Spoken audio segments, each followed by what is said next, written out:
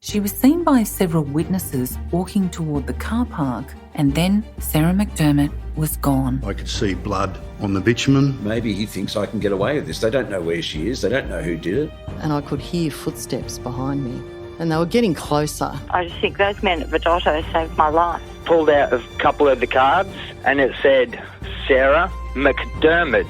Searching for Sarah McDermott. Out now, for free, only on Spotify. The holiday season is also called the silly season for a reason. There's shopping to do, friends and loved ones to visit, and parties to be celebrated. What does team member Jess do when she needs a bit of a break from all the festivities? You guessed it, she plays Best Fiends. Best Fiends is the game that has it all, an amazing storyline, tons of puzzles, and these collectible little creatures called Fiends that help you on your journey to complete all the levels. That won't happen anytime soon though. Best Fiends has literally thousands of levels, with more added all the time, so there's always a new challenge ahead. Another awesome feature about Best Fiends is that you can play offline. This means that no matter how far you travel off the beaten path on your holidays, you'll always have Best Fiends available at your fingertips. Jess recently went camping in the Australian outback and even managed to get a few levels of Best Fiends in while sitting around the campfire. Download Best Fiends free today on the App Store or Google Play. That's friends without the R. Best Fiends.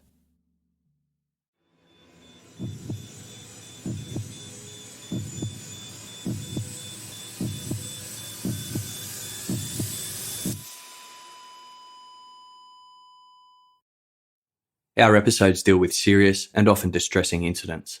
If you feel at any time you need support, please contact your local crisis centre. For suggested phone numbers for confidential support, please see the show notes for this episode on your app or on our website.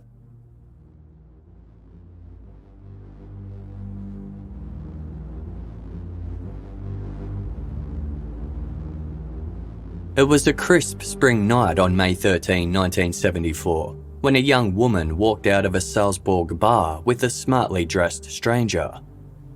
Julia, not her real name, had started chatting to the man after he initiated a conversation with her.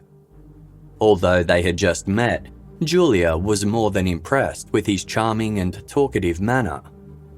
As he led Julia outside, he offered her a lift home, gesturing to his expensive Ford Mustang parked across the street. Accepting his offer, Julia hopped into the car's passenger seat. As the Mustang drove away from the bright lights of Salzburg and into the surrounding countryside, Julia realised that the man was driving in the opposite direction of her home. She began to panic. They headed down a small laneway and into a meadow surrounded by dense bushes. It was completely deserted. With no streetlights to illuminate the area, all was pitch black outside. Julia's fear grew. Then, just as the man drove deeper into the field, the car became stuck in the mud. Suddenly, they stopped. As the Mustang's wheels turned and turned without gaining any traction, Julia saw her chance. She leapt from the passenger seat and began sprinting across the field. But the man followed. He was quick, catching up in no time and tackling her to the ground. He shoved her face in the mud to silence her screams, then began beating the back of her head. After he roughly removed her shoes, he tore off her stockings and used them to bind her hands behind her back. Dragging Julia back to the car, the man sexually assaulted her with a steel pole while he masturbated. When he was finished, he freed Julia from her restraint. Headlights suddenly illuminated the field behind them. Another car had pulled up to the scene. Its occupants had noticed the Mustang stuck in the mud, and the driver walked over to assist. Julia's attacker got out and greeted him, feigning distress over his car's state. As they spoke, Julia saw her second chance to escape. She clambered out of the Mustang and raced over to the other car, frantically asking the passenger to take her to the police. He agreed and called over the driver so they could leave immediately. As they pulled away, carrying Julia to safety, their car's headlights cast a bright light over her attacker in the meadow. He stared back, still standing next to the Ford Mustang, stuck deep in the mud.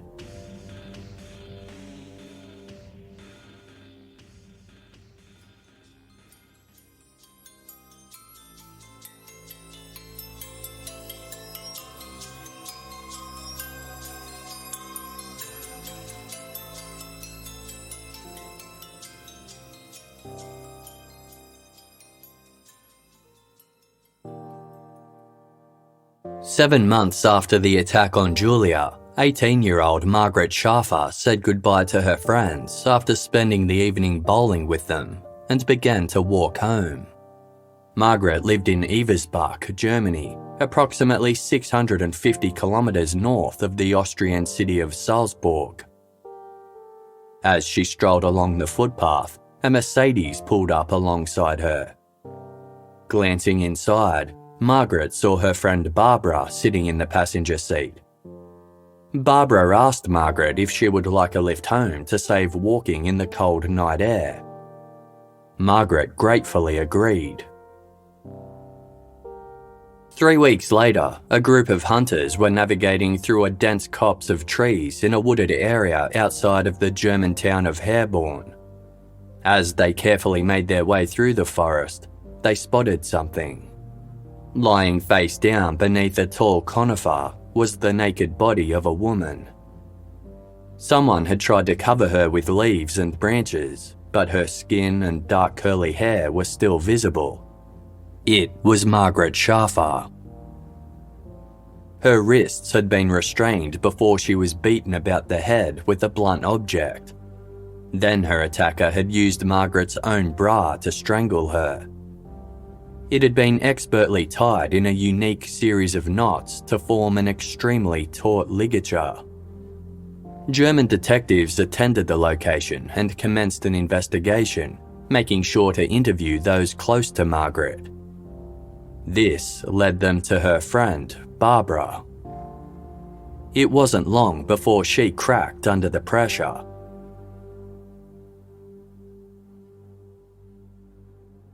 "24-year-old Jack Unterweger was already well known to authorities in the neighbouring country of Austria.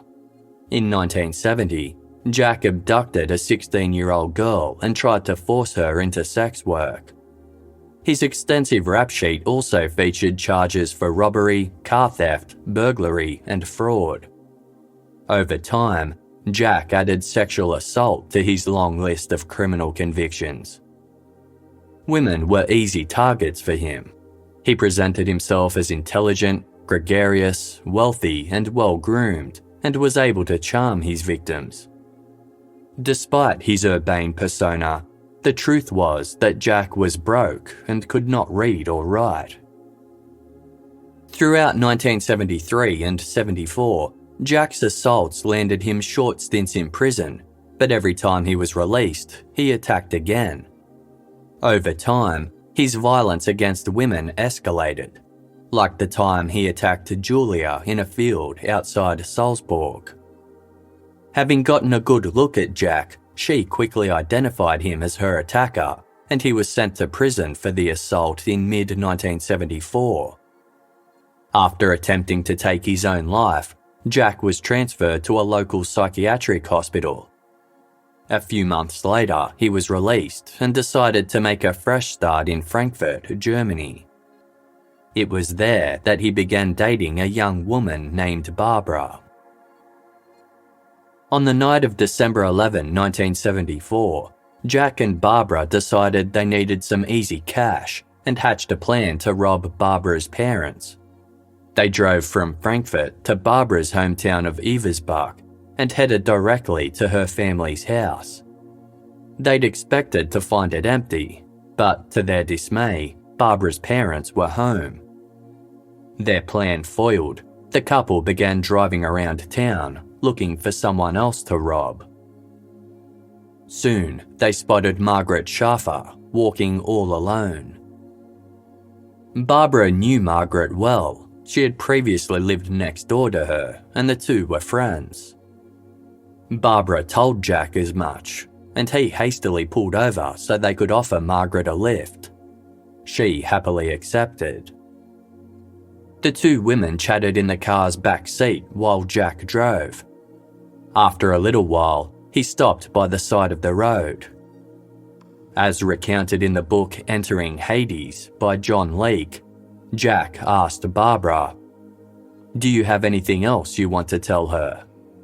When Barbara said no, Jack remarked, "Then now we'll get to the point." He grabbed Margaret by her shirt, finding her slim frame easy to pull into the front seat. Using Barbara's belt, he restrained Margaret's hands behind her back. After rifling through her belongings and pocketing some cash, Jack drove to Margaret's house. Barbara let herself inside with a key from Margaret's purse. She wandered through the residence, pocketing about $40 from Margaret's room and grabbing some clothing as well. Meanwhile, Jack waited in the car with Margaret. He had pushed her to the rear footwell and she was unable to move. When Barbara returned, Jack drove 30 kilometres south to Herborn, asking Barbara if she knew of any woodlands nearby. As Margaret sobbed in the back of the car, Barbara directed Jack past a restaurant and onto a forest road. Jack drove deep into the woods, then parked the car. He untied Margaret and ordered her to take her clothes off, but she refused. Jack punched her in the face before undressing her himself. When he hopped out of the car, Margaret asked Barbara what he was going to do to her. Barbara just shrugged in reply. Jack reappeared and grabbed a steel rod from the glove box, then dragged Margaret from the car. He asked Barbara if she'd like to accompany him. She declined, but watched as Jack dragged a naked Margaret across the snow-covered ground. They disappeared into a thicket of nearby trees. In a statement, Barbara later told detectives, "I was terribly afraid for her, but also for myself. About 15 minutes later, he came back to the car, and after he sat in the driver's seat, he handed me the steel rod, which was covered with blood and hair. 'What did you do with her?' I asked him. He replied, 'There's no way she can betray us now.'" While there was no physical evidence from the crime scene linking Jack to the murder, his girlfriend Barbara's confession was enough to warrant action.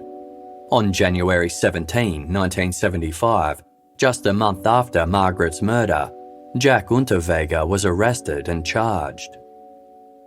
Due to a treaty between Germany and Austria, Jack, an Austrian citizen, would be tried in his homeland despite killing Margaret in Germany. It is unclear whether his girlfriend Barbara faced any legal ramifications for her actions on the night of Margaret's murder.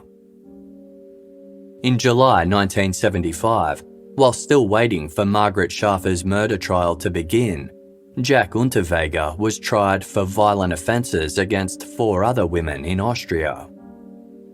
He was found guilty and sentenced to 3 years in prison. 1 year into his sentence, the murder trial finally commenced. In court, Jack wore a dark suit with a gaudy tie, while his long, shaggy hair fell around his face. Short, slim and baby-faced, with delicate features and small, wide eyes, Jack Unterweger didn't look like a stereotypical criminal. The prosecution instructed those present to look beyond his appearance as they heard the evidence against him. The trial drew a large crowd. They listened attentively as Jack's defense team spoke of his troubled childhood. He was born in 1950 in the historic Austrian town of Ewersbach. His mother was a waitress and sex worker. Jack's father, who he never met, was an American soldier. He'd been part of a group of US troops occupying the area following the end of World War II. When Jack was about 18 months old, his mother was jailed for fraud and he was sent to live with his grandfather in a desolate, run-down cottage in the Austrian countryside. It was during this time that Jack struggled the most. His grandfather was a violent alcoholic who beat Jack for misbehaving. Jack often claimed that he was forced to sleep in the same bed as his grandfather while the elderly man had sex with various girlfriends and sex workers. However, this was likely not true, with many of Jack's stories about his childhood being embellished and exaggerated for sympathy. Ever since his arrest, Jack Unterweger had denied murdering Margaret Schafer. But on the stand, he suddenly broke down. He admitted to beating Margaret and then strangling her with her own bra. When he'd looked into her face, he saw his mother's, which caused him to explode with rage and hatred. Jack sobbed and pleaded for forgiveness. Instead of being forgiven, he was found guilty and given a life sentence to be served at Stein Prison, a maximum security facility in Krems, Austria. Police Inspector August Schenner sat in the courtroom listening to Jack Unterweger's sentencing with interest. The murder of Margaret Schafer bore strong similarities to a case that had landed on his desk 3 years earlier. On April 1, 1973, the body of a petite woman with long black hair was found floating in a lake in Salzburg. Aged in her mid-20s, she wore a turtleneck jumper and was naked from the waist down. The woman's ankles had been tied together tightly with her stockings, and her wrists bound expertly behind her back with a necktie. A bandage, likely taken from a car's first aid kit, was wrapped multiple times around her head and mouth, acting as a makeshift gag.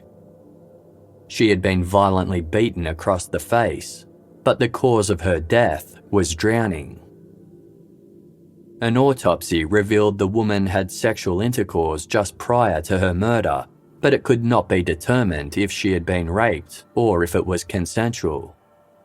When tire marks were discovered leading to the lake's shoreline from the surrounding woodland, a horrifying picture began to emerge. The woman had been undressed, restrained and gagged, then dragged from a car to the lake and thrown in while still alive. The following morning, a man named Marto Horvath reported his wife missing. Marika Horvath had failed to return home after catching a bus into Salzburg 2 nights prior. Marto was taken to see the body of the woman recovered from the lake and was devastated to find that she was his wife, Marika. At the time, Austria had one of the lowest violent crime rates in the world, and murders were virtually unheard of. Catching Marika's killer was of the utmost importance, so the country's top detectives were assigned to the case and no expenses were spared. Despite this, a lack of leads and physical evidence had authorities coming up empty. Over time, the investigation dwindled and the murder gradually faded from public attention.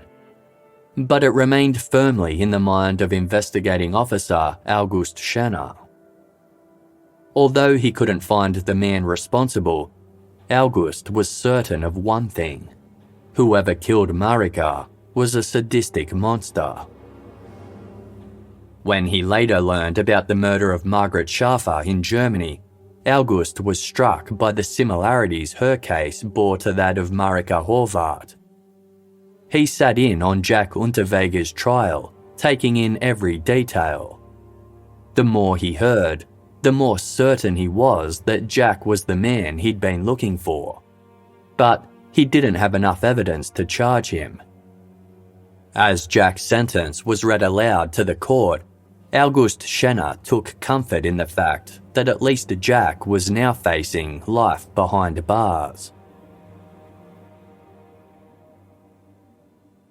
On June 19, 1991, 15 years after Jack Unterweger went to prison, 20-year-old Shannon Exley stood on the corner of 7th and Main in downtown Los Angeles. Behind her, the sign for the Cecil Hotel was brightly illuminated in the night sky. Shannon had been working in the sex industry since she had run away from home at the age of 16. She used her earnings to support her drug habit, but earlier that night she'd called her father, telling him she was going to get her life back on track and was looking forward to a brighter future. Just after midnight, a car pulled up alongside her. Shannon hopped in. The next morning, a group of girls were picking up trash behind the parking lot of the Girls' Scout Centre, 2.5 miles from where Shannon had been standing the night before. As they worked, the girls noticed something lying in a vacant, overgrown lot approximately 50 feet beyond the car park. They drew closer to get a better look.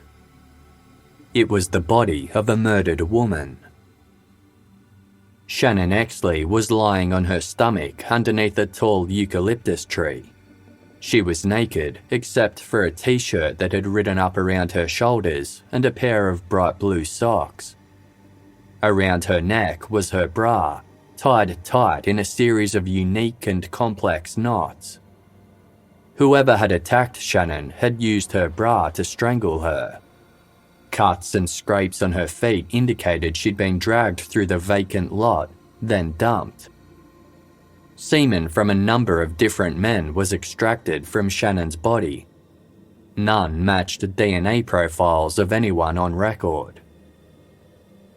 The murder had been carried out in a clean, meticulous fashion, and there was no evidence left at the scene. Detectives concluded that the killer must have planned the slaying, scoping out the area in daylight, as it was not a site clearly visible at night. It was a puzzling location. Detectives knew that the city's sex workers rarely travelled more than a block or two from where they were picked up. The distance from Shannon's last known location suggested she had not gone to the lot willingly. 10 days later, a homeless man was looking for firewood 1.5 miles from where Shannon Exley was found. As he searched around the parking lot of a freight company, he noticed something beneath a big rig trailer. It was the body of a woman lying on her back and naked aside from a t-shirt and one sock. She had been hit in the abdomen so forcefully that it caused internal damage, but the cause of her death was ligature strangulation.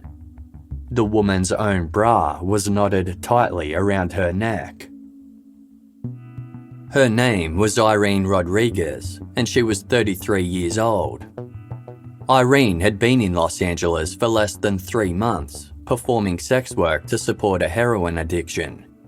She left behind a husband and 4 children. Erin had worked on the same corner as Shannon, just down the road from the Cecil Hotel. Just as in Shannon's murder, her killer left no evidence, and a forensic examination resulted in 0 leads. Detectives suspected Irene's attacker may have been a trucker from out of town, given where her body had been dumped. Sex workers who frequented the area where Shannon and Erin were taken were worried. Many were friends, and word spread quickly amongst their community that 2 women had been killed while working. Some shared their fears with a journalist who was writing a series of articles on the dangers of sex work in Los Angeles. Known for his compassionate understanding of controversial topics, he wrote an article about the murdered women for Tiroline magazine, an excerpt of which read, "Real life in LA is dominated by a tough struggle for survival. by the broken dreams of thousands who come to the city and an equal number who leave, sometimes dead. Sex workers who knew Shannon Exley and Irene Rodriguez opened up to the sympathetic journalist, describing how the murders had impacted them and crying over the loss of their friends. In one recorded interview, an unnamed woman said, "It's ugly, it's dirty, it's scary. Every time you walk out on the street, you take your life in your hands. You could die every time you get in a car. Every time you drive away, you don't know this person. You don't know if he's gonna kill you."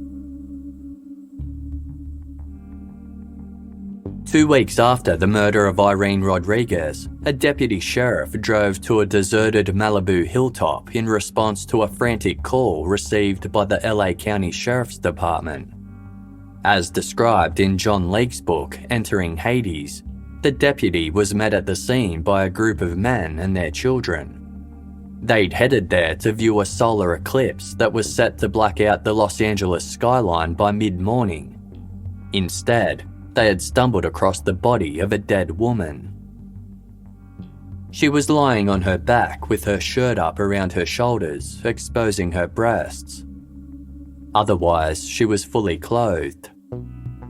Her fingerprints identified her as Peggy Booth, a sex worker who worked on Hollywood's Sunset Boulevard, approximately 7 miles from where Shannon and Irene were picked up. Detectives assumed Peggy must have known her murderer well, as the desolate location where she was found was not a place she would usually frequent. Just like Shannon and Irene, Peggy had been strangled to death with her own bra. While the murder of sex workers in Los Angeles was tragically not a rare occurrence, this identical manner of killing was. Dr. Lynn Herold from the LA County Sheriff's Department analysed the ligatures. In the hundreds of strangulation murders Dr. Herold had seen over the course of her career, these 3 were the only ones she had come across where a victim had been strangled by their own undergarments. The fact that the victims' bras had all been dismantled and tied together in the exact same way left her in no doubt that the same person was responsible for all 3 murders. Detectives began surveilling downtown haunts where sex workers were known to operate, in case the killer struck again. But he never did. On July 16, 1991, the journalist who had reported on the slayings in Los Angeles boarded a flight back to his home country. He'd gathered ample material for his work comparing the differences between sex work in LA and Europe, and intended to broadcast his findings in a radio series for the Austrian Broadcasting Corporation. He also planned to write several articles on the same topic. It was a busy time for the journalist. In addition to his investigative deep dive, he also had a book to promote with public signings. In his homeland, the journalist was a beloved public figure with thousands of fans who adored his empathetic writing style. He considered himself a ladies' man and picked up women effortlessly, even having a whirlwind romance with one of the Cecil Hotel's receptionists. She hoped to visit him in Austria soon. The journalist was Jack Unterweger. Jack Unterweger's prison sentence for the murder of Margaret Schafer, who he had abducted and strangled to death in 1974, coincided with a period of reform in Austria's penal system. The nation's Minister for Justice implemented a program based on the theory that even the most violent criminals could be successfully rehabilitated whilst incarcerated. One prisoner who took advantage of the new opportunities offered was Jack Unterweger. He became a regular at the prison library, teaching himself to read and write. Over time, he discovered that he had a natural talent for the written word. He began writing plays, poetry, and short stories for children. While he remained behind bars, his short stories were broadcast over the radio, to the delight of many parents and children who tuned in. In 1983, 8 years into his sentence, Jack Unterweger completed his autobiography entitled Fegefeuer, which translates to purgatory in English. Jack told of his tragic childhood and the despair of prison life, neglecting to mention why he was imprisoned. The book was published later that year and became a bestseller. People felt connected to Jack and his compassionate descriptions of life behind bars. He seemed relatable, genuine, and sensitive. But Police Inspector August Schenner hadn't forgotten about Marika Horvath, the woman who drowned in Salzburg Lake. He remained convinced that Jack Unterweger was responsible and arranged to interview him in prison. A girlfriend of Jack's had written a statement placing them in Salzburg on the night of Marika's murder. She recalled that Jack had left without explanation for a period of the night, and also remembered Jack keeping newspaper clippings about the murder. When she pressed him for information about the clippings, he threw them away. When August Schenner confronted Jack with this information in prison, he burst into tears and told the investigator that if this line of questioning continued, he would return to his cell and hang himself. Undeterred, Inspector Schenner appealed to the district attorney to prosecute Jack for Marika's murder. As per Austrian law, Jack could only serve 1 life sentence. But if he was found guilty of killing Marika, time would be added to his current term. The district attorney declined to proceed with the case, telling Inspector Schenner, "He already has a life sentence. He can only be given 1. It was suggested that his decision was influenced by the strong links Jack had to prominent Austrians, who wholeheartedly enjoyed his body of work. Although Inspector Schenner was outraged, he had nowhere else to turn.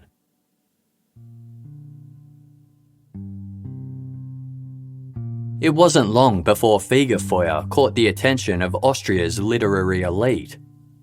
They praised the autobiography, describing it as the ultimate example of the power the arts had to transform lives.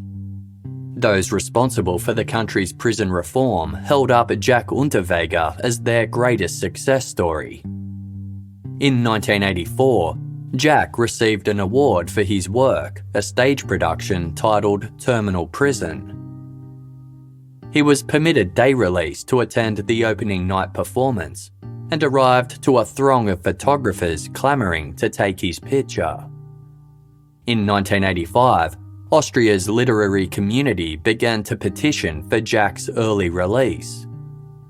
His editor recalled a reading Jack gave in Stein prison, stating, "At his reading, he was so tender, and at that moment we decided we had to get him pardoned." But Austrian President Rudolf Kirchschlager refused to sign off on Jack's release, pointing out that he was legally required to serve at least 15 years of his life sentence. In 1988, Jack's autobiography was adapted into a film. He collaborated with its director, but differences in artistic vision became evident when Jack continually requested to be portrayed as a hero. The director disagreed, unable to look past Jack's conviction for murder. He believed Jack had a massive ego and only used his writing as a means to escape prison, later telling British newspaper The Guardian, "Jack doesn't like literature. Jack doesn't like writers. Jack doesn't like anything. Jack only likes Jack."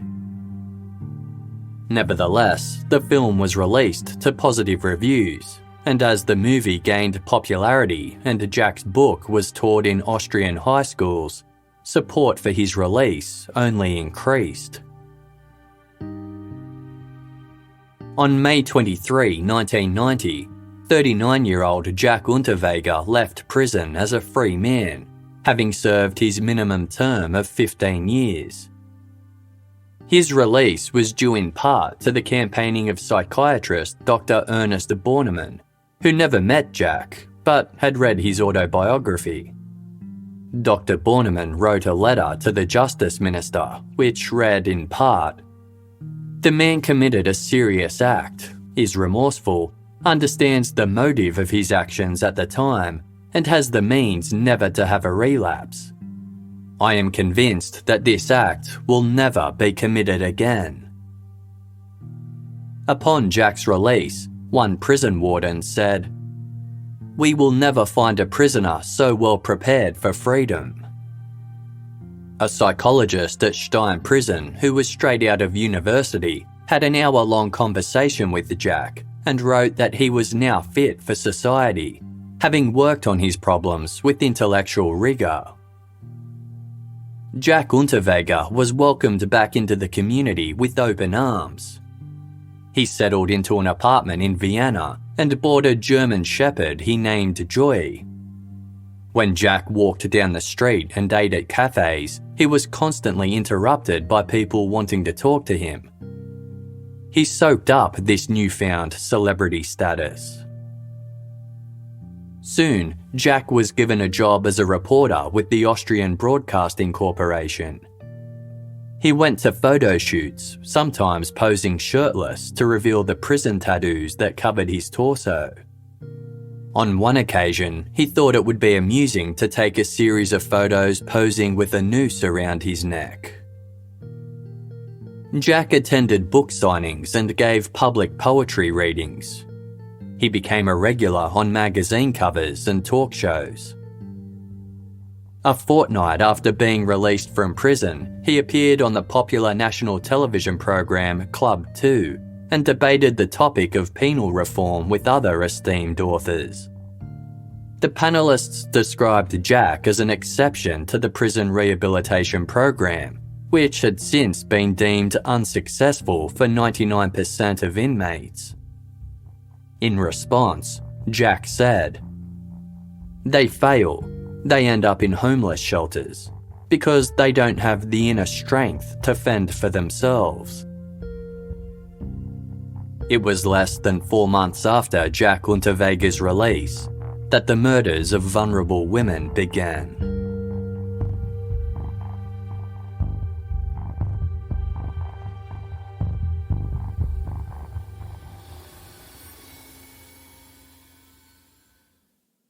Casefile will be back shortly. Thank you for supporting us by listening to this episode's sponsors. Nowadays, we have such a wide variety of books and audiobooks that we can access at the tips of our fingers that we're likely to spend just as much time searching for our next read as we are actually reading it. With Scribd, you get instant access to millions of ebooks, audiobooks, magazines, and more. But you also get thoughtfully curated editor's picks and smart recommendations based on what you've read, which makes choosing your next book that much easier. With Scribd, the largest digital library in the world is at your fingertips for only $9.99 a month. Want to change things up a bit? You're free to switch between titles, genres, and formats at any time on your phone, tablet, or computer. In addition to getting tabs for my bass guitar, I've also started accessing Scribd's magazines, which have some great collections for all bass players out there, and it couldn't be simpler to use. There's also plenty of crime titles to choose from. Right now, Scribd is offering Casefile listeners a free 60-day trial. Go to try.scribd.com/casefile for your free trial. That's try.scribd.com/casefile to get 60 days of Scribd for free. If you have ever wanted to make your home feel safer, there is no better time than now. This week, our friends at SimpliSafe are giving Casefile listeners early access to all their Black Friday deals. 50% off their award-winning home security. We love SimpliSafe because it has everything you need to make your home safe. Indoor and outdoor cameras, comprehensive sensors, all monitored around the clock by trained professionals who send help the instant you need it. SimpliSafe was even named Best Home Security System of 2021 by US News and World Report. You can easily customize a system for your home online in minutes and even get free custom recommendations from SimpliSafe. These are SimpliSafe's biggest discounts of the year. You can get a complete home security system starting at just over $100. There's no long-term contract or commitments. It's just a really easy way to start feeling a bit more peace of mind. Take advantage of SimpliSafe's early Black Friday deals and get 50% off your new home security system by visiting simplisafe.com/casefile. Again, that's simplisafe.com/casefile for 50% off your entire system. If you're suffering from way too many subscriptions syndrome, there is a way out, and you don't even have to talk to anyone. Let Truebill do the work and set you free. The average user saves a whopping $720 a year using Truebill. Truebill is the new app that helps you identify and stop paying for subscriptions you don't need, want, or simply forgot about. Because some companies make subscriptions hard to cancel, Truebill makes it incredibly simple. Just link your accounts and Truebill will cancel your unwanted subscriptions in one tap. And your Truebill concierge is there when you need them to cancel unwanted subscriptions, so you don't have to. Truebill has over 2 million users and helped them save over $100 million. Like Jennifer B., who says, "With Truebill's help, our family has saved $587 a year on unnecessary subscriptions. I really didn't understand how Truebill could help me until we decided to save for a very large home purchase." Don't fall for subscription scams. Start cancelling today at truebill.com/casefile. Go right now. truebill.com/casefile. It could save you thousands a year. truebill.com/casefile. The holidays are the most wonderful time of the year. But if you're running an online store, you know they can also be the craziest time of the year. You've got inventory to manage, orders to fill, and a growing list of stressed out customers checking twice a day wondering whether those last-minute gifts will arrive in time. Lose the hassle of shipping out holiday orders with ShipStation. And now, the #1 e-commerce shipping solution in the United States is available in the UK, Australia, and Canada. ShipStation makes shipping the easiest part of running your online store, so you can get back to doing what you're passionate about, growing your business.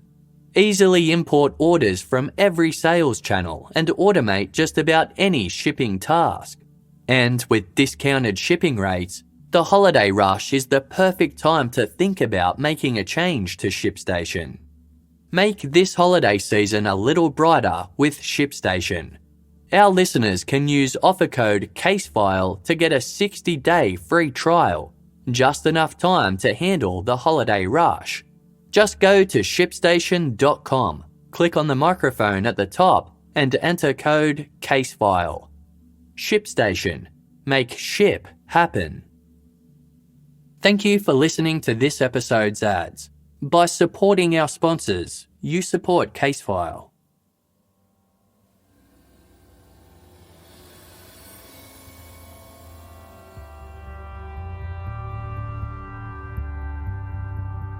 Regina Prem was a sex worker in Vienna, Austria, who provided for herself and her husband Rudolf, as well as their young child. On the night of April 28, 1991, she had an appointment with a regular client, so Rudolf dropped her off at an intersection in Vienna's red light district. She said goodbye to him, then got out of the car. Rudolph waited at home for Regina's phone call saying she was ready to be picked up. Hours ticked by. When 2 a.m. came and went with no call, Rudolph grew concerned. He began driving around the city streets in search of his wife, but there was no sign of her. A food vendor came forward to say he'd spotted Regina at around 11:30 p.m, leaving a hotel she often frequented with wealthy clients. This was the last confirmed sighting of Regina Prem. A month passed with no leads. Rudolph Prem issued a public plea, telling reporters for the Viennese newspaper Kurier, quote, "I don't want to believe she's dead. Maybe she's been abducted and locked up somewhere. But if the lunatic has killed Regina, he should at least say where her body lies. My wife deserves a decent burial." About 5 weeks later, Rudolph was at home when his phone rang. He answered it. A male voice on the other end said, "At the Vienna Woods lake, go left and follow the path that steeply ascends and forks. A few are lying there. When the figure 8 at the zenith stands, then I'll tell you where your wife lies." Rudolph abruptly hung up the call, believing he was a cruel hoaxer. He didn't report the incident to the police. At 11:45 p.m. on October 8, 1991, Rudolph Prem received another call. The same voice from 3 months earlier stated, "I am an executioner. On Tulbinger Hill lies Gerda. God commanded me to do it. Tonight I have completed my work. 2:11 I have carried out the just punishment." 5 hours later, the phone rang once more. Again, the anonymous man spoke. "They lie in the place of atonement, facing downward toward Hades, because otherwise it would have been an outrage." Rudolph continued to dismiss these calls. He had no idea that bodies had recently started turning up in the very area that the caller spoke of. The Vienna Woods are a 45-kilometre stretch of dense woodland that runs through Vienna and Lower Austria. The forested expanse is a popular destination for those wishing to escape city life. Throughout winter, the bitter cold keeps all but the most determined of hikers away.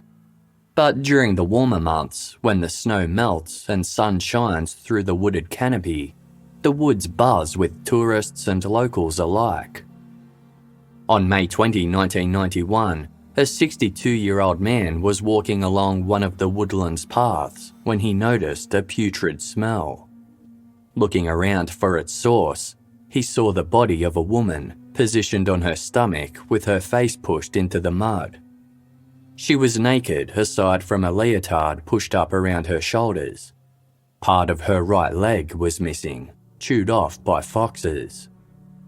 The body was that of 25-year-old sex worker Sabine Moitzel, who had been reported missing 5 weeks earlier and was last seen on the street corner she frequented for work. 3 days later, on May 23, a woman scouring the woods for her guinea pig's favourite food found another decomposing body, also lying naked and face down. It was 25-year-old Karen Aruglu-Sladky, a sex worker who'd worked a few blocks from Sabine Moitzel and had been reported missing 2 weeks earlier. Karen had been left deeper in the forest, suggesting her killer forced her to walk there naked. She had been violently beaten in the face and one of her ears was partially torn. Both women were killed in nearly exactly the same manner. Sabine Moitzel was strangled with a stocking tied tightly around her neck in a complex series of knots. Karen Aruglu-Sladky was strangled to death with her leotard tied in the exact same way. In November 1991, a month after Rudolf Prem received his third and final disturbing call, which included a reference to the Greek god of death, Hades. A couple strolling through the Vienna Woods spotted a female body lying amongst a strand of trees. She was naked and positioned face down, crudely covered with branches and clumps of soil. Dental records identified her as Sylvia Zagler, a 23-year-old sex worker who was reported missing 4 months prior. She had been strangled to death with her own pantyhose. The Vienna Woods were concealing yet another victim. 1 year after Regina Prem went missing, a retired police officer and his wife went for a walk along the wood's highest hill, located deep in the forest. As the officer passed a tree, he noticed a branch lying against its trunk and kicked it absent-mindedly. As he did so, he noticed a piece of fabric tied around the branch. Then he realised something. He hadn't kicked a branch. It was a human femur bone concealed inside a stocking. The bone belonged to Regina Prem. More of her skeleton was found scattered throughout the area, having been scavenged by wild animals.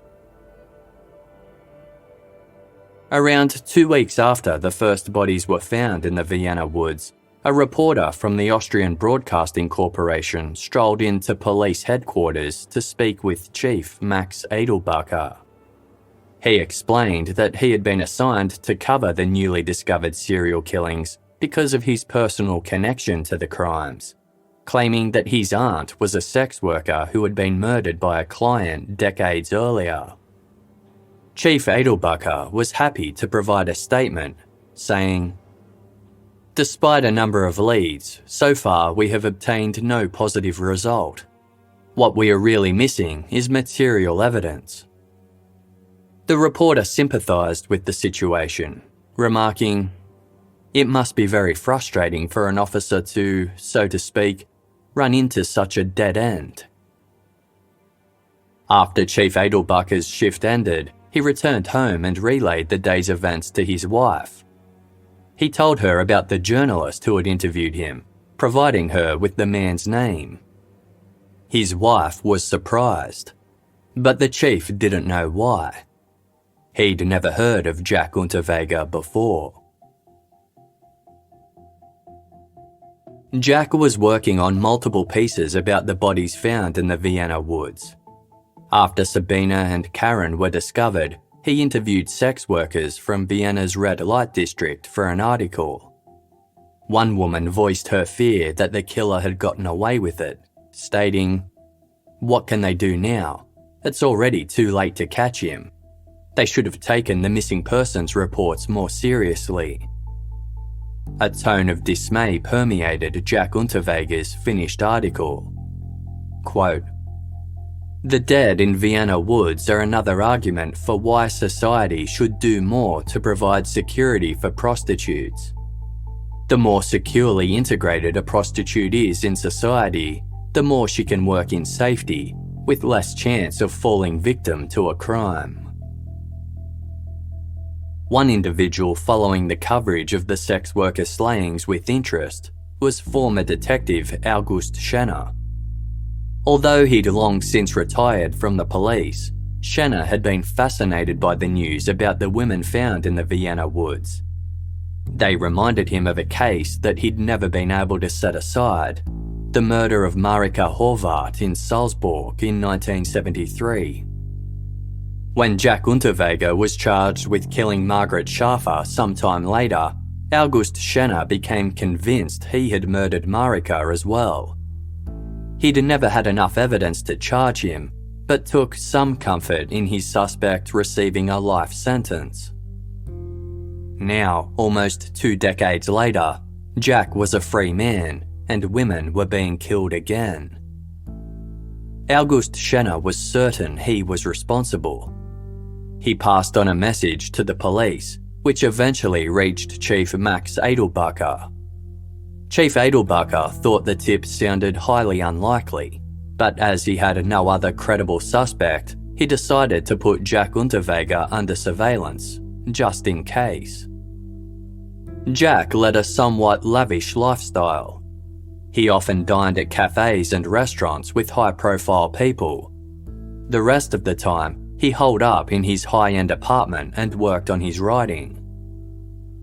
The more Chief Edelbacher observed, the less he believed such a man could be his murderer. On June 10, 1991, Jack Unterweger paid another visit to Chief Edelbacher's office to tell him he was going to Los Angeles for 5 weeks to write about crime, the sex work industry, and law enforcement. He asked if the chief had any connections in the LAPD who could help him. Chief Edelbacher did not tell Jack that he was being looked at as a person of interest in the Vienna Woods crimes. Because he didn't consider Jack a likely suspect, he had no problem with him travelling to the USA.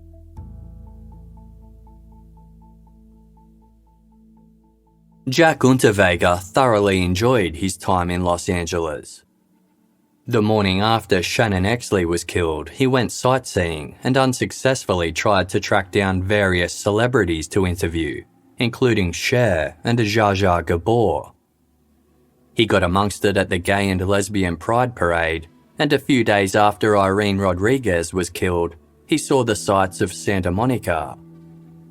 Early one morning, Jack left his room at the Cecil Hotel and strolled the 5-minute walk to the LAPD Central Community Police Station. Flashing his ID, he explained what he was doing in the city. When he was offered the chance to go on a ride-along with a local patrol officer, Jack leapt at the opportunity.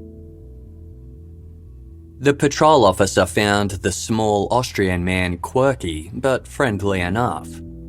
He was extremely interested in Los Angeles law enforcement and constantly asked questions as he snapped photos out of the car window.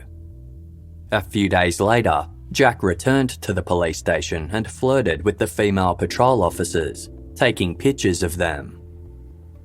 Soon after, the third American sex worker, Peggy Booth, was murdered. Upon his return to Austria, Jack Unterweger met with Chief Edelbacher to discuss what he'd learned about sex work and crime in Los Angeles. As they chatted, Chief Edelbacher admitted to Jack that he was a person of interest in the Vienna Woods murders. Jack wasn't surprised, commenting that his background made him an obvious target, while reassuring the chief that he was in no way responsible. Nevertheless, Chief Edelbacher asked Jack to provide alibis for the nights that the murdered women had disappeared. He agreed and promised to do so within 2 weeks. But soon enough, Chief Edelbacher received a statement from Jack Unterweger saying he couldn't give any alibis for the nights in question, as he couldn't remember what he was doing. Meanwhile, almost 200 kilometres south in the Austrian city of Graz, detectives began to suspect that 2 unsolved murders they were investigating were linked to the Vienna Woods crimes.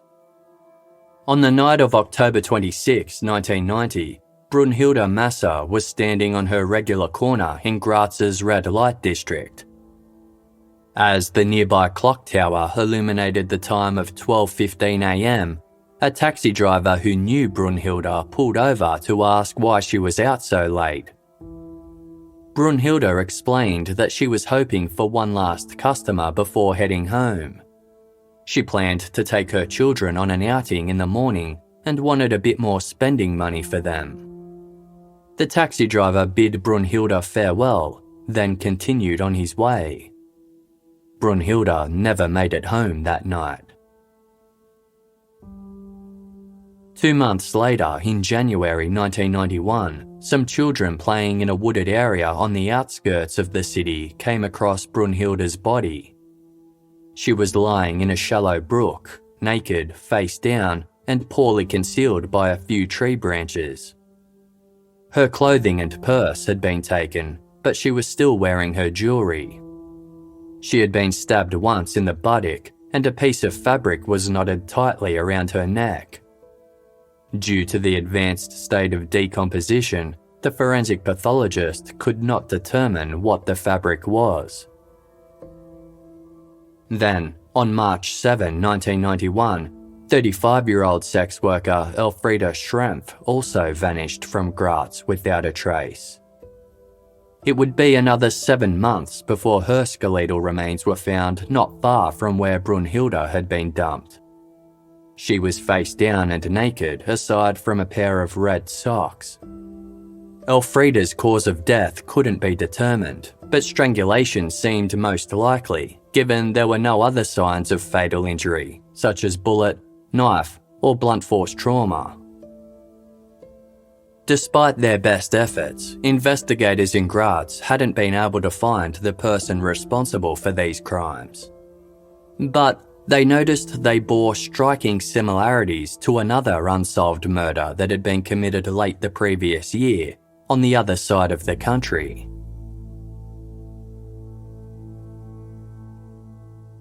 31-year-old sex worker Heidi Hammerer had vanished from the Austrian city of Bregenz on the night of December 5, 1990. She'd been spotted at 9:30 p.m. standing on her regular corner near Bregenz train station. A few hours later, a neighbour saw Heidi back at home in her apartment garage. She was with a short man who wore a red scarf and a beige leather jacket. That was the last confirmed sighting of her.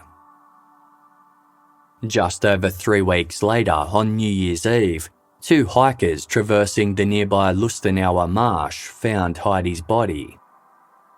She was lying face down and almost fully clothed, with her petticoat shoved down her throat. Her wrists showed restraint marks, but there was no evidence that a sexual assault had taken place. Her pantyhose were tied around her neck in a series of tight and intricate knots. And this time, the killer had left evidence behind. Red and black fibres on Heidi's clothing had likely come from something her assailant was wearing. When bodies started turning up throughout the Vienna Woods, investigators in Graz noted how similar the crimes were to their own unsolved cases. The way the victims had been found and the method of killing was almost identical. When they found out that their colleagues in Vienna had looked into Jack Unterweger as a person of interest, they began digging into his whereabouts at the time of each murder. Hours before Elfriede Schrempf disappeared from Graz, Jack Unterweger was in the nearby town of Kufler for a reading in a local cafe. Members of the public who had come to hear him enjoyed watching Jack's soulful performance. As the event drew to a close at 10:30 p.m, Jack left Kufler and headed into Graz's red light district. The night that Heidi Hammerer vanished, a white vehicle with the Vienna number plate WJack1 was spotted driving past the train station she stood near. Another sex worker said she had actually seen Jack Unterweger approach Heidi before she went missing. The next day, he recorded a performance of his play Dungeon at the Austrian Broadcasting Corporation's studios, just 8 miles south of Heidi's apartment. Gradually, the Graz detectives pieced together a timeline proving that each time a sex worker went missing, Jack had been attending a book signing or was working nearby. Although he insisted that he had no contact with sex workers outside of his research, a woman came forward with a different story. She had been picked up by Jack Unterweger on October 17, 1990. Not long after she entered his car, he drove her to some nearby woods, handcuffed her, then began violently raping her. Frightened, the woman began to cry. This seemed to spur Jack on. When he was unable to ejaculate, he angrily released the woman before driving off. The incident had traumatized the sex worker, leaving her terrified ever since. When Jack learnt of this woman's statement, he changed his story. Now he admitted that he had picked up a sex worker once, but it was entirely consensual. The handcuffs were nothing more than a birthday gift from a friend that he had stashed in his car's glove box. And suddenly, Jack claimed that he remembered what he had done on the night that one victim went missing. He'd been with a girlfriend in Vienna. Investigators knew this wasn't true. Jack had been seen by a large number of people at a poetry reading on the night in question. This outright lie convinced Austrian authorities that Jack Unterweger could indeed be the murderer they were looking for. He was placed under surveillance once again. As part of the investigation, authorities began looking into unsolved murders of sex workers in other European countries. They discovered that when Jack Unterweger had been in Prague for work in September of 1990, 4 months after his release from prison, a young woman named Blanka Bukova disappeared from the city after leaving a cafe. Blanka's body was discovered the next day in a nearby forest. She was naked and lying face down, with a few sticks and twigs scattered across her body. Blanka had been stabbed once on one of her buttocks and then strangled to death with an unknown ligature, which wasn't at the crime scene. Investigators' suspicions that Jack Unterweger was responsible only increased when the landlady of the hotel he'd been staying at reported seeing him in the same city square where Blanka was last seen, at around the same time that she vanished. Despite the increasing circumstantial evidence against Jack Unterweger, Vienna's district attorney concluded there wasn't enough to warrant an arrest. The district attorney in Graz disagreed, and on February 13, 1992, he successfully petitioned the Graz Criminal Court to order Jack's arrest. 2 days later, investigators rushed to Jack's apartment to apprehend him, armed with an arrest warrant. But he wasn't at home.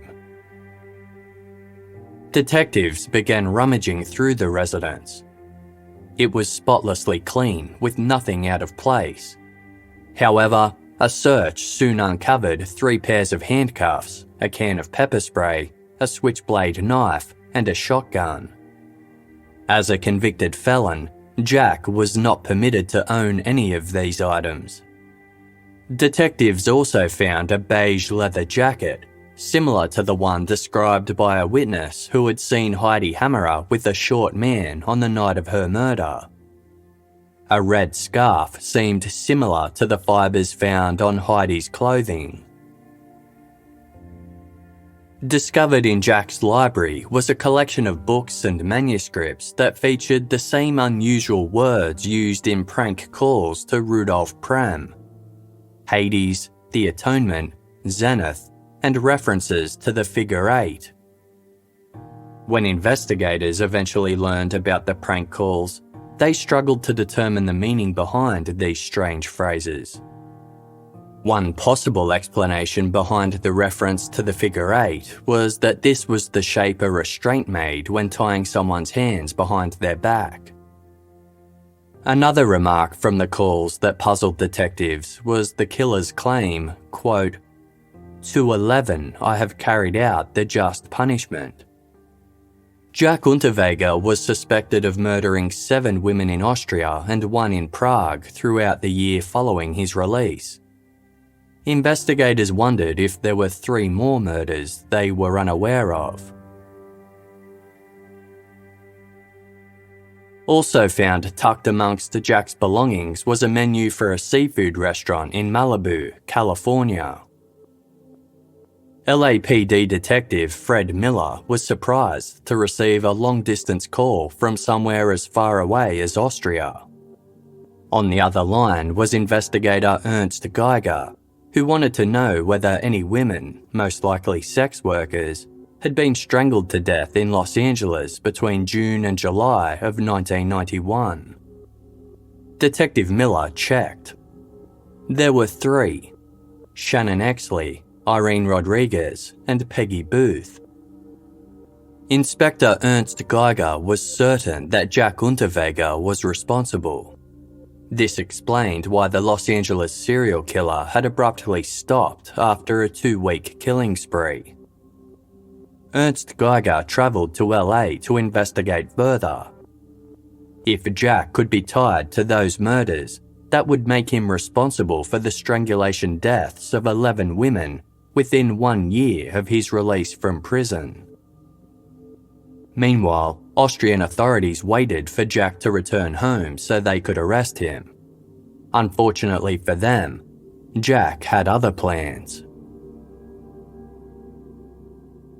By this stage, Jack Unterweger had struck up a relationship with a 17-year-old named Bianca Mark, who was more than half his age. Within 2 weeks of meeting, they were living together, and a month later they got engaged. Jack was a controlling partner. He expected Bianca to cook and clean for him, forbade her from visiting her friends, and didn't like her leaving the apartment.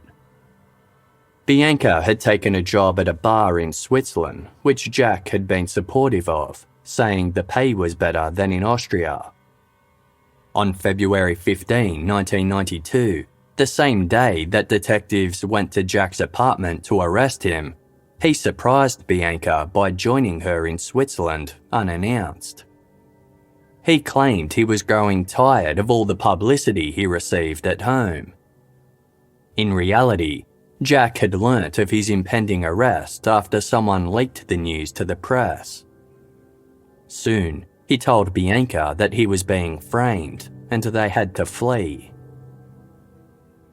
The couple drove 650 kilometres from Switzerland to Paris, where they booked a flight to Florida.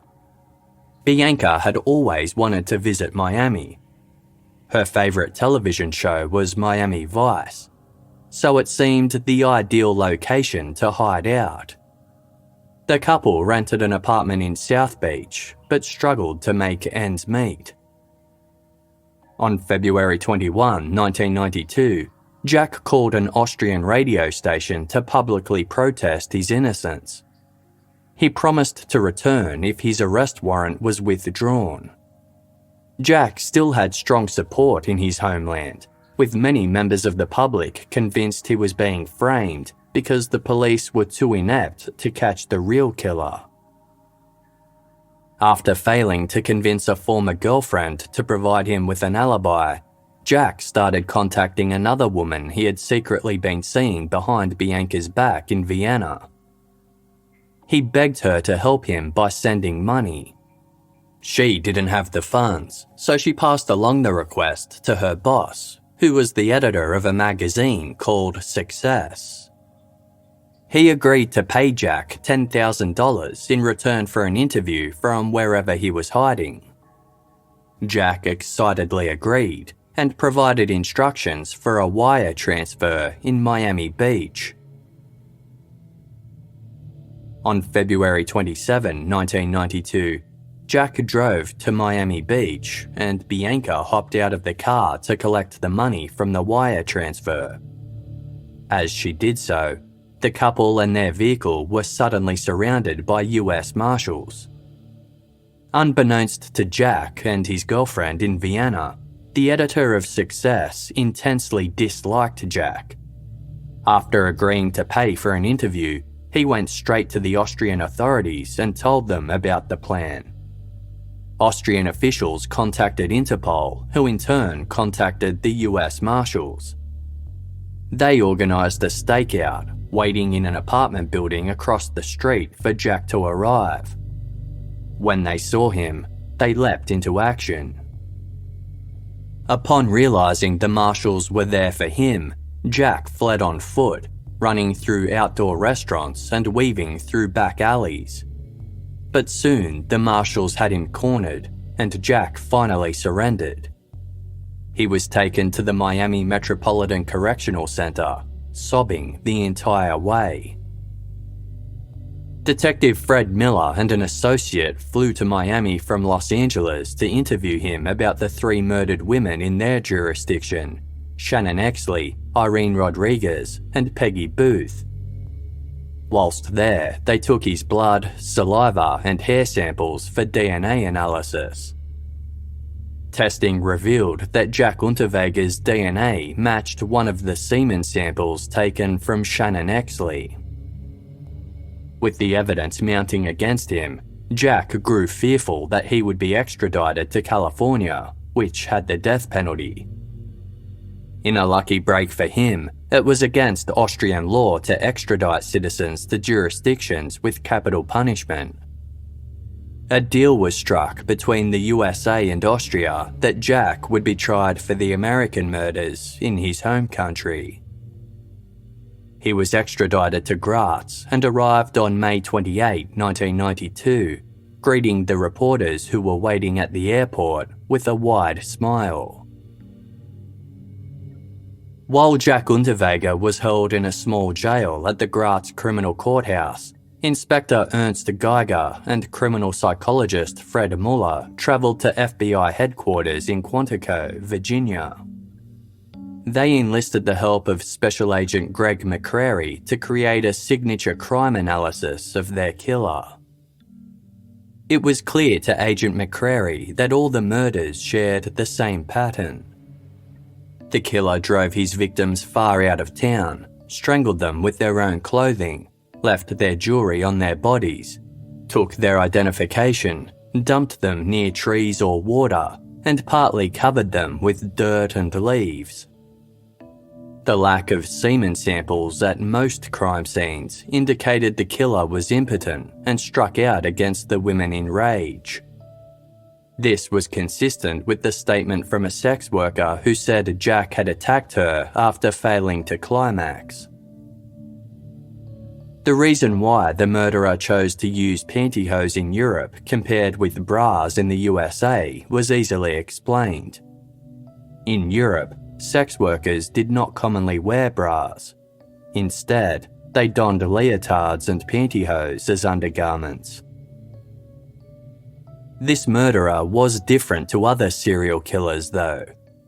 Instead of attacking in one familiar area, he wasn't afraid to kill in different countries. This suggested that he was intelligent, sophisticated, and organised. After 2 weeks of analysing the data, McCrary was convinced that one killer was responsible for all the murders, and that killer was Jack Unterweger. Jack Unterweger had owned 6 different cars during the year he spent out of prison, and although a search of his most recent vehicle revealed no evidence tying him to any murders, Austrian officials successfully tracked down the first car he'd bought, a BMW. It had long since been sold and was sitting in a junkyard, untouched. Investigators searched the vehicle and found hairs in the passenger seat. A few belonged to Jack Unterweger. 3 longer hairs were also found. Only one still had its root attached. A mitochondrial DNA sample was obtained. It matched murdered Czechoslovakian sex worker Blanka Bukova with 99.99% accuracy. Additionally, the results of 142 red fibres and 153 black fibres found on the body and clothing of Heidi Hammerer were found to be consistent with the Jack's red scarf and a pair of black woolen trousers taken from his wardrobe. Jack Unterweger was charged with 11 counts of murder in 3 countries. His trial began in Graz on April 20, 1994. It was the first time in Austrian history that a person had stood trial for so many counts of murder, and the media dubbed it the trial of the century. Members of the public began queuing up at 4:30 a.m. to get one of the 32 seats in the public gallery and catch a glimpse of Jack Unterweger as he walked into court. The defendant smiled at reporters as though he was attending a red carpet event. 1 hour into proceedings, a bomb threat was called in, forcing everyone to evacuate. After the threat was dismissed as a hoax, the trial finally got underway. Jack's defense blamed the media for painting him as a monster and not abiding by the principle of innocent until proven guilty. They pointed to a claim Jack made that he'd slept with more than 150 women since being released from prison, arguing that he didn't need to murder sex workers when there were so many women available to him. Jack's girlfriend Bianca gave evidence. It was obvious that she no longer wanted to be associated with him in any way. She told the court how he had kept women's clothes in his basement and she found pantyhose in his glove box, evidence she'd previously kept from police. Ex-girlfriends and sex workers described brutal sex acts Jack subjected them to against their will and while they were handcuffed. An actor who was touring in one of Jack's plays gave evidence about the time Jack had told a performer, "Your nipples should be cut off and preserved in vinegar."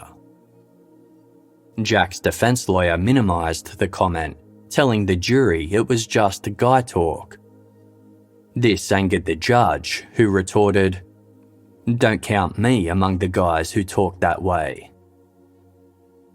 A psychiatrist told the courtroom that Jack was a malignant narcissist, adding, "Jack Unterweger is legally sane but mentally abnormal.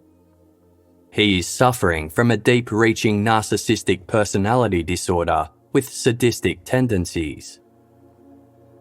When Judge Haas asked if Jack had anything to say in response to these findings, he replied, "What should I say? He's the expert." The trial finally wrapped up on June 28, 1994. Just before midnight the night prior, a thunderous roar was heard throughout the streets of Graz as a section of the courtroom exploded. Shattered glass from the windows rained down onto the street and a burst water pipe caused flooding inside.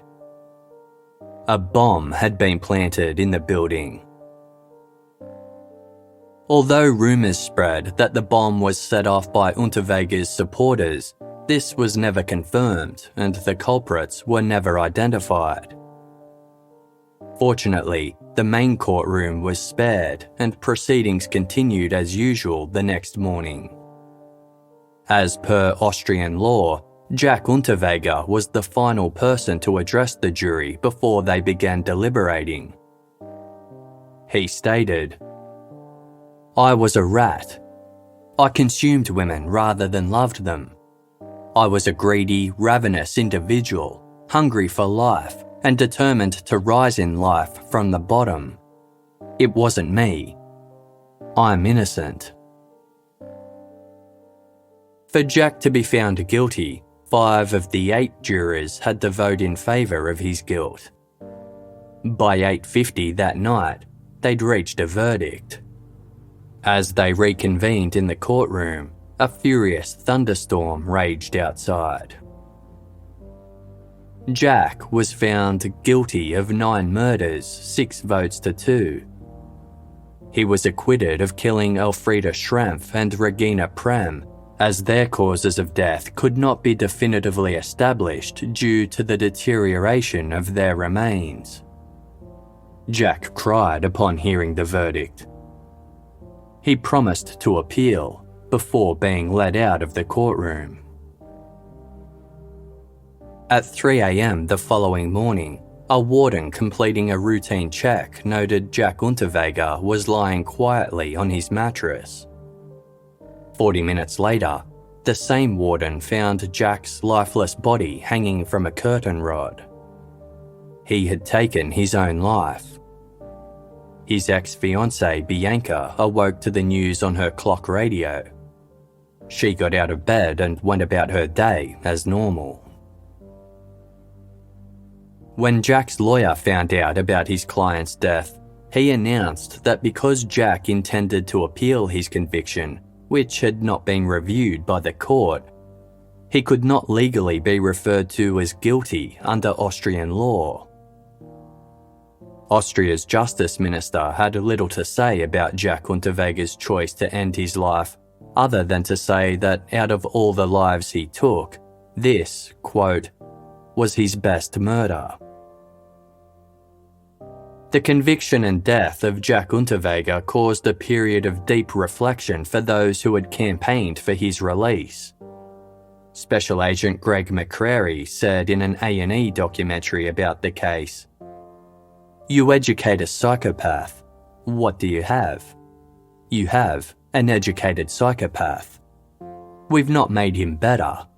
We've probably made him more dangerous." In 2009, Academy Award-nominated actor John Malkovich produced and starred in an operatic portrayal of Jack Unterweger's life, which he toured in theatres around Vienna, Spain, France, London, and Los Angeles. Titled The Infernal Comedy: Confessions of a Serial Killer, the show had taken more than 10 years to write and produce. Its musical director had attended one of Jack Unterweger's poetry readings many years earlier. Of the period surrounding Jack Unterweger's short-lived release from prison, he told The Guardian, quote, "It epitomised the thinking at the time that art is stronger than crime, and the far too liberal idea that everybody can be changed." John Malkovich recalled first seeing Jack Unterweger on a television talk show. He became enthralled with the murderer who fooled so many people. In an interview, Malkovich also told The Guardian, quote, "At the time, I didn't get it. I wondered why people believed in someone who was so obviously fake, so obviously lying. Only years later did the real story come out."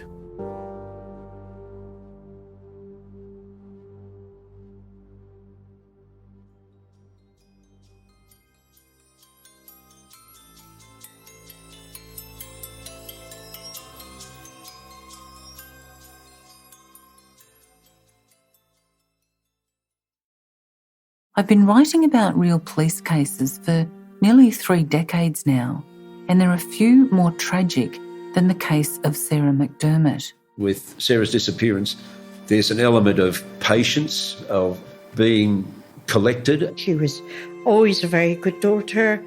If she was out somewhere going to be late, she would ring and let us know. She was seen by several witnesses walking toward the car park, and then Sarah McDermott was gone. When she's come down the bottom of the stairs and walked towards the car park, she's virtually walked into the darkness. When Sarah's family reported her missing, police mounted an extensive search. I could see blood on the bitumen underneath the car that was parked at the driver's side of her car. The blood on the ground, it sort of indicated to everybody that there'd been foul play. A couple of suspects emerged ahead of the rest. And he said, "Well, when I do get out, you'll be one of the first people I look for." And I said, "Why is that?" And he said, "Because I just like to kill you." She said, "You know that murder that was up at the Cannonook station? I was there with 2 other blokes, and I'm worried because I don't know how staunch they are." Who knows what he did? If he killed Sarah and disposed of her body, maybe he thinks I can get away with this. They don't know where she is. They don't know who did it. Just how many other women were followed from the Cannonook railway station, we'll never know. So I was walking along there, and I could hear footsteps behind me, and they were getting closer. And they yelled out to me, "Don't take the shortcut, take the bridge." I just think those men at Vidotto saved my life. The evidence is out there. So pulled out a couple of the cards and looked at the name, and it said Sarah McDermott. Searching for Sarah McDermott. Out now, for free, only on Spotify.